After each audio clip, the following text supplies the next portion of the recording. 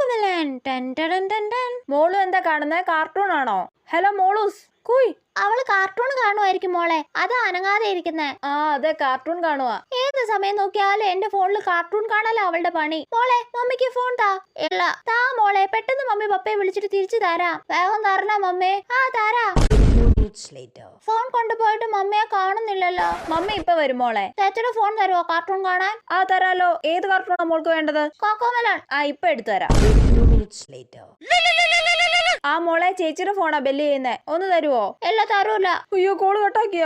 മോളെ ഒന്ന് ഫോൺ തരുവോ? ഇല്ല തരൂല. അയ്യോ, ഇതെന്തൊരു കൊച്ചു.